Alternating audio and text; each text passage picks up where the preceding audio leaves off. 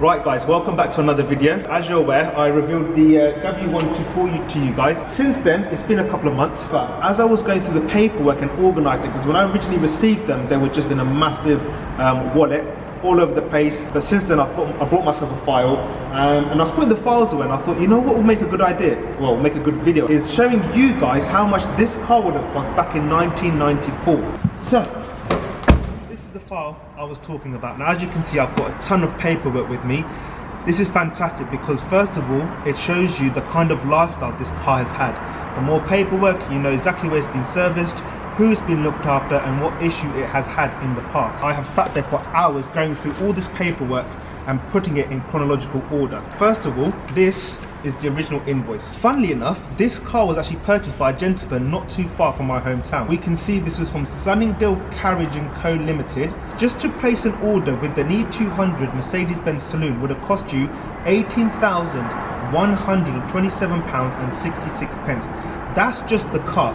Now we will go into the breakdown of how much each optional extra would have cost. The colour of the vehicle is brilliant silver.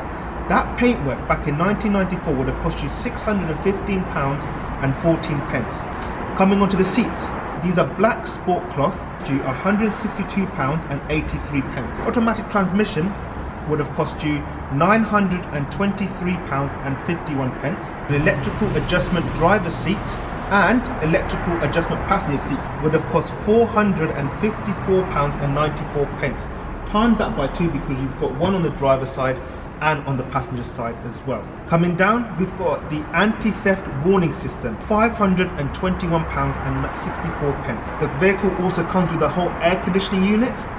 This would have set you back £2,041.09. So far, out of all of these options, the most expensive option is the aircon unit.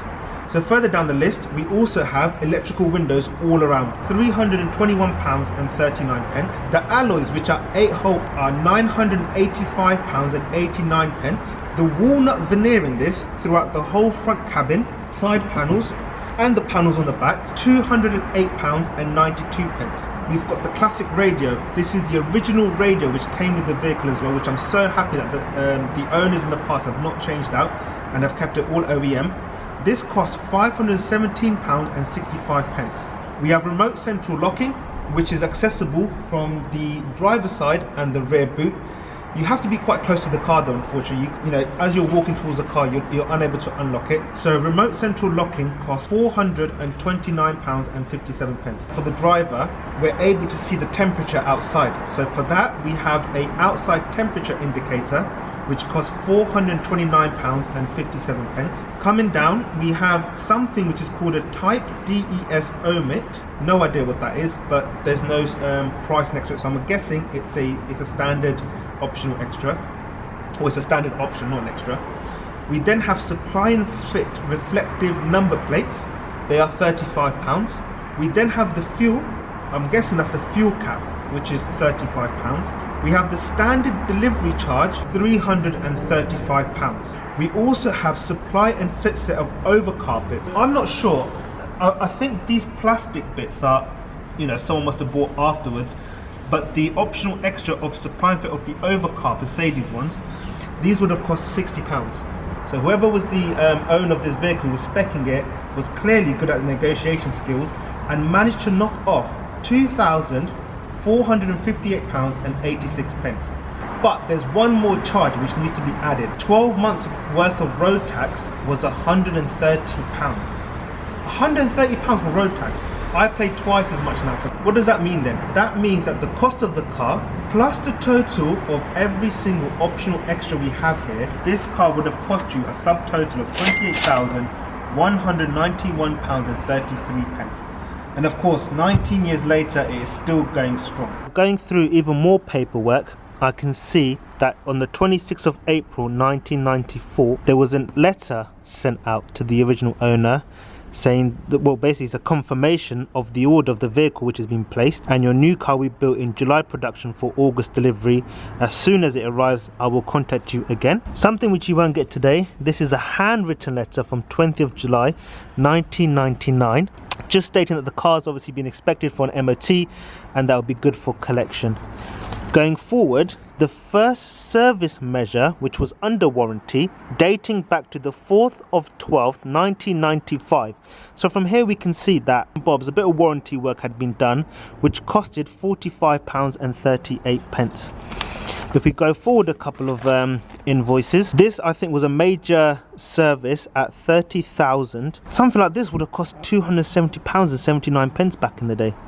15/01/1997. Again, MOT certificates from back in the day. Is there any price on that? No, there's no MOT price, so we don't know how much MOTs were. Another service done in 1998, totaling £170. Another service was done in 1999. However, this was a major service at £496.35. And you know, these were the old MOT certificates, not what you get like a paper printout today. That is all the paperwork which has come with the vehicle. Let's put that there for now, and let's take you guys on the official first point of view drive. Let's go!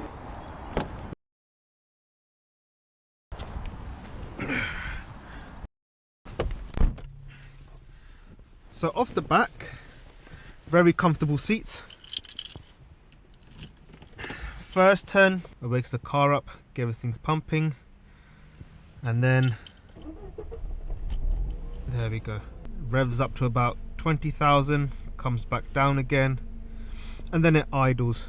And as you can see, it's fairly quiet here. So let's get the seatbelt on first.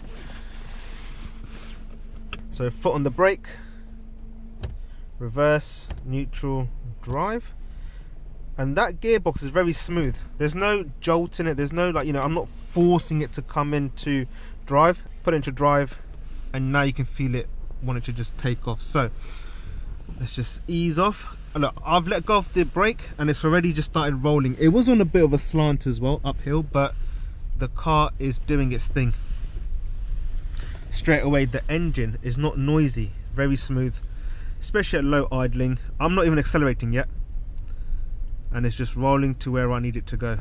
Should we go left or right? Let's go left and do a bit of town driving, and then we shall go towards motorway and do a bit of a long cruise. Anyway, so braking there, came to a stop, not accelerating, accelerating now, and you can start hearing the engine a bit, you know, putting in a bit of work, but it's nothing too crazy, very smooth. Put your foot down, there is an instant torque.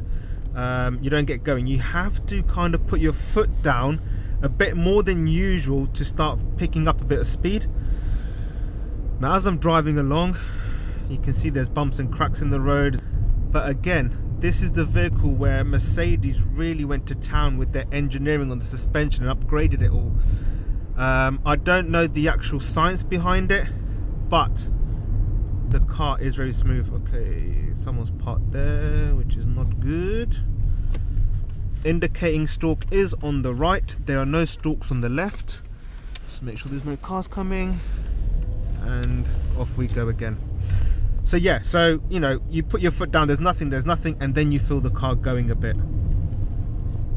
Like I mentioned, the suspension in here is very comfortable, partnered up with these, you know, these cloths interior. Now, as much as I mentioned I would love it to be leather, these are proving to be very comfortable. Like I said, I've had the car for a couple of months now. Friends up north and in the Midlands who I would probably like to go see, and that will give me an indication of what this car is like.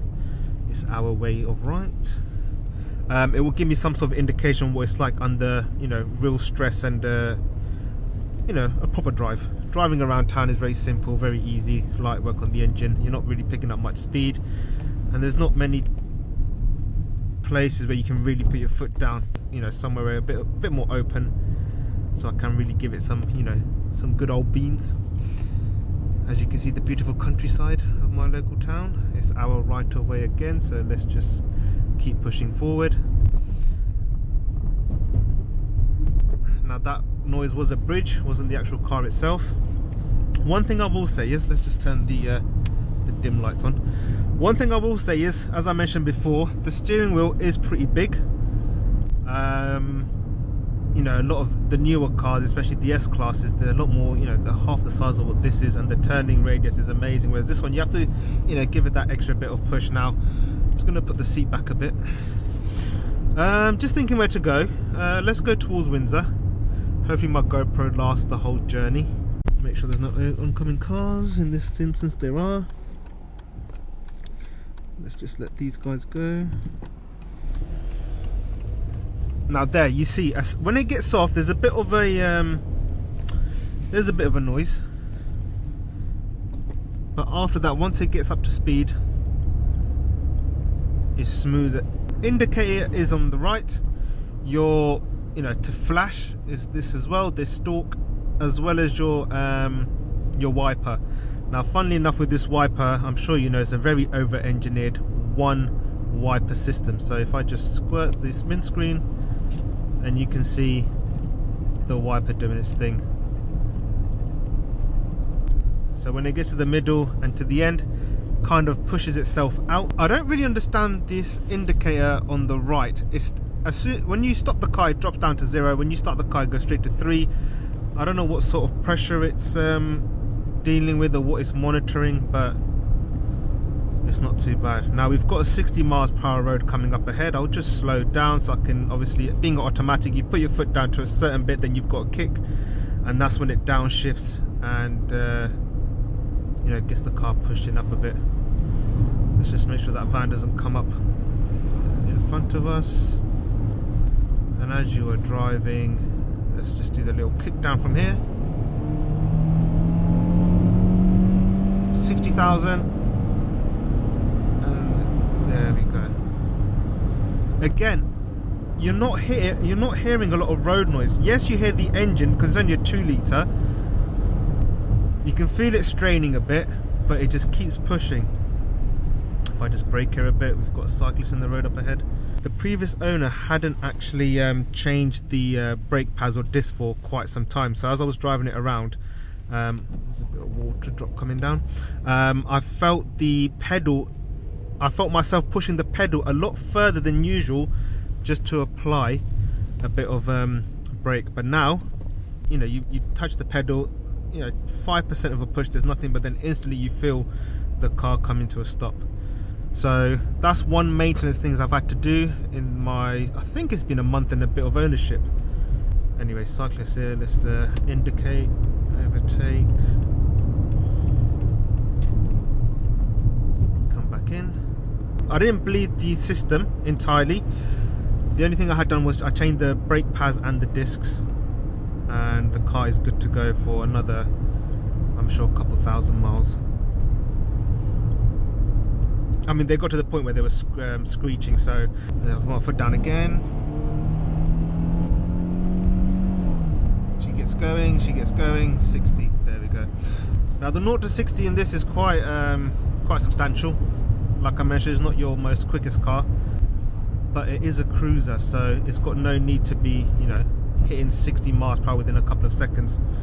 So I put my foot down now, and now I can feel the braking coming in, and as I push harder, the car's coming more to a stop. But overall, it is beautiful drivings. Regular unleaded 148.9 and regular diesel 167.9. This video is being recorded on the 11th of March 2023.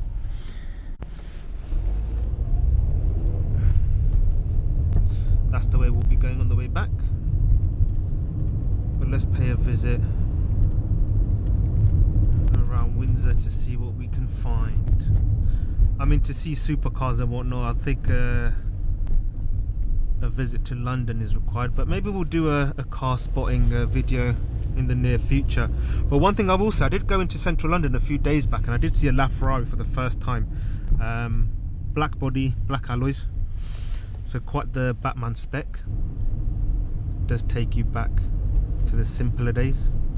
But I guess it makes the car more reliable in that sense, because there's not all sorts of electrics that have to come into play. And you know, sometimes in these newer vehicles, it'll be the most simplest thing gone wrong, and the whole car is, you know, it's not roadworthy. You're unable to drive it. You're unable to get it started. So it's quite a vibe in here.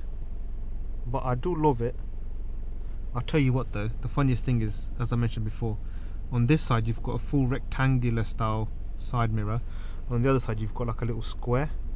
Not quite sure what the reason behind that is, but yeah, interesting little design aspect of things. We'll do a little tour around the Windsor Castle and Windsor High Street. It's a nice little analog style noise as well from the indicator there.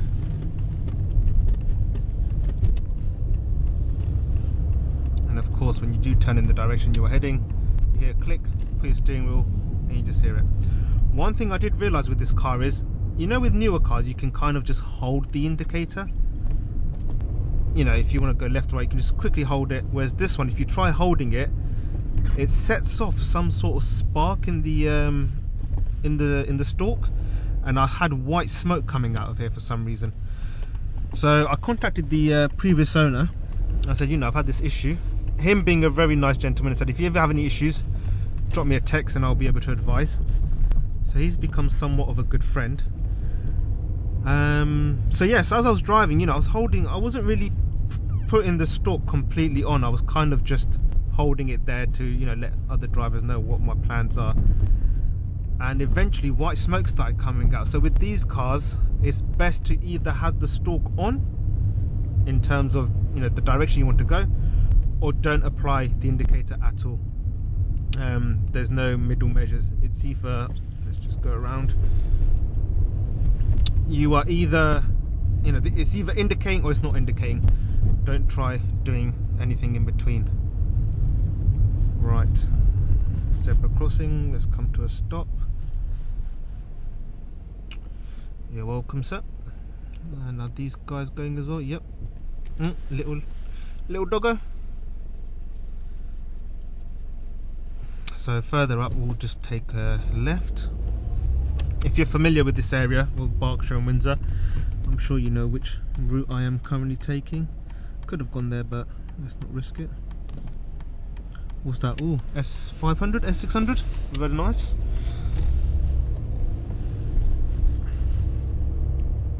So to the right here we have Long Walk, but we shall be going left.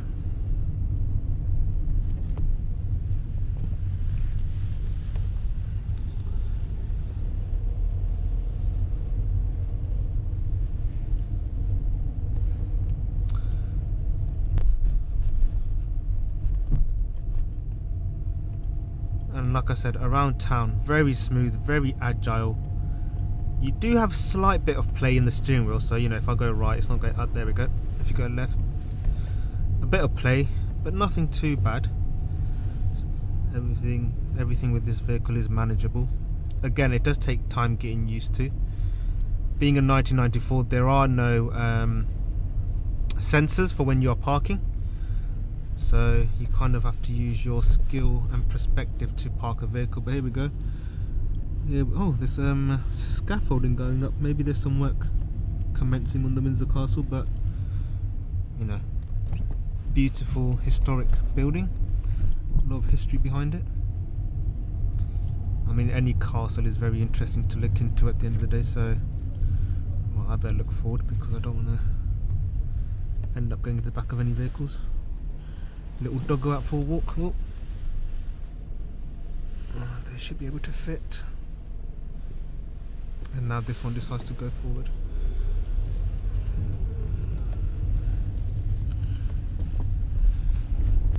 There's another side of the Windsor Castle. It spans over a lot of land, to be honest, but at the end of the day, here's a castle. So let's say goodbye to that. And then straight ahead we have the River Thames, which runs through Windsor. Quite busy day, to be honest. I mean, the weather's not the greatest, but I'll tell you what, the amount of rain that we've had recently, that's another thing which stops me from recording. There's no point recording whilst it's raining because all you will hear is raindrops. Now to some people that might be very therapeutic, but yeah, not for making a YouTube video. There's the River Thames, looking very cold. Now of course in the summer people do jump in, but you won't catch me swimming around in there.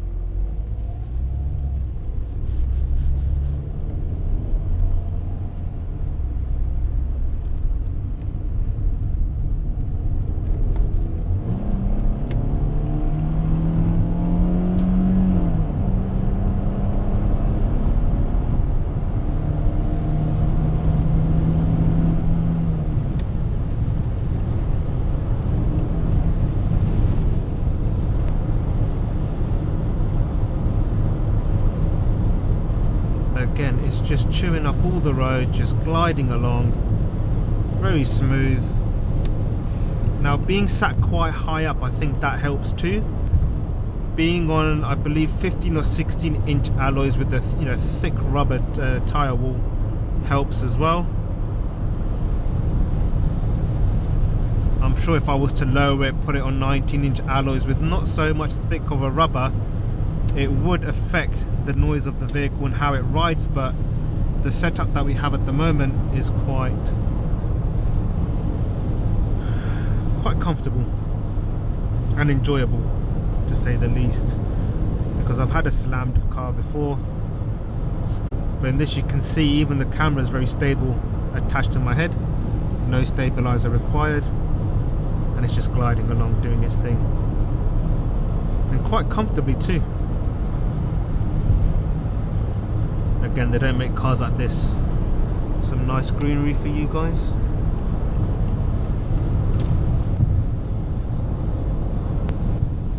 I tell you what, if I did need to go up to the Midlands or even further up north, or like a friend of mine are talking about going to Scotland, I could happily just sit back, relax, and drive along and eat up the miles. One thing I will say, the car doesn't come equipped with a cruise control, unfortunately. That's one thing which could help, especially with long distance driving, but anyways, we shall be taking the exit further down.